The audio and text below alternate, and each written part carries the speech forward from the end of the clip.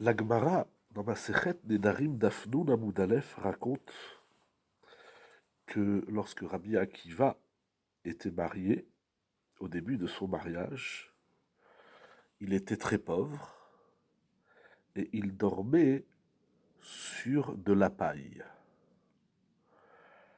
Le matin, il trouvait de la paille dans ses cheveux et dans les cheveux de son épouse.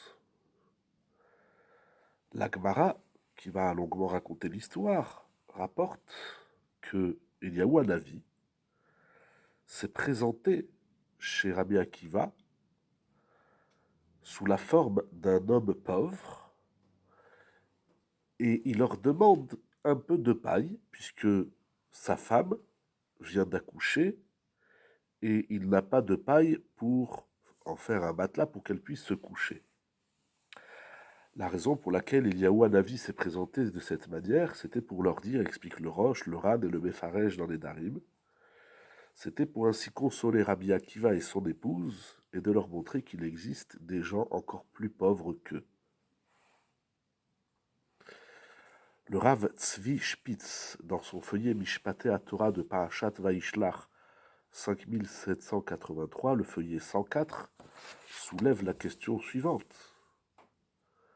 Apparemment, et de toute évidence, tous ces propos tenus de Eliyahu Hanavi ne sont pas vrais, puisque Eliyahu Hanavi a quitté la vie de cette terre depuis des siècles. Alors il leur raconte une histoire qui n'existe pas. Il leur dit « Ma femme vient d'accoucher, je n'ai pas de paille ».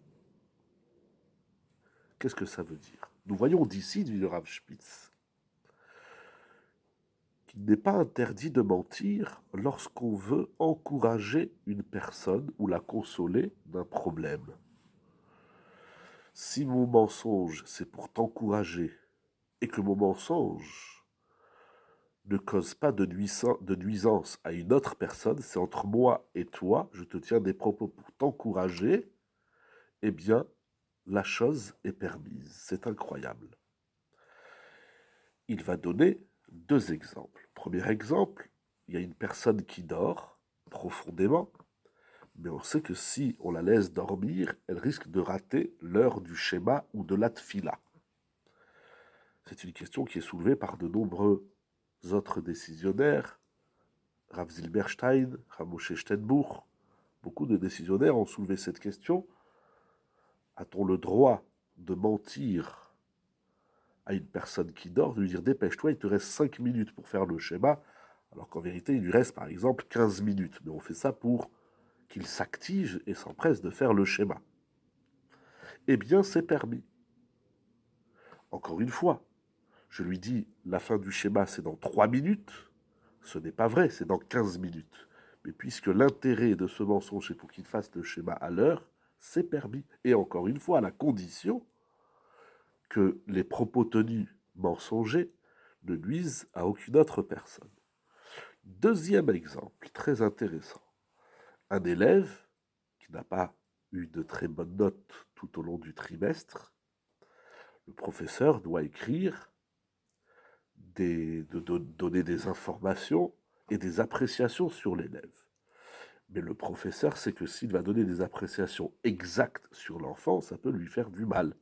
Il n'a pas bien travaillé, il n'a rien compris, il est turbulent en classe, etc. Mais il sait que s'il écrit des appréciations plus positives, ça va encourager l'élève. Mais pourtant, ces appréciations positives ne sont pas obligatoirement vraies.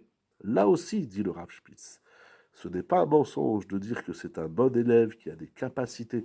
Plutôt que de casser l'élève dans les appréciations, le professeur a le droit de donner des appréciations positives, même si elles ne sont pas vraies, si cela va encourager l'élève à travailler davantage et mieux, par exemple pour le trimestre à venir. C'est ce que nous apprenons d'Eliyahu Hanavi, qu'on a le droit de mentir à une personne si l'objectif du mensonge, c'est de l'encourager ou de le consoler d'une quelconque situation. Encore une fois, à la condition que mes propos mensongers ne nuisent à personne d'autre, ne fasse pas du mal. Si ce que je te dis pour t'encourager va faire du mal à une autre personne, ceci sera interdit.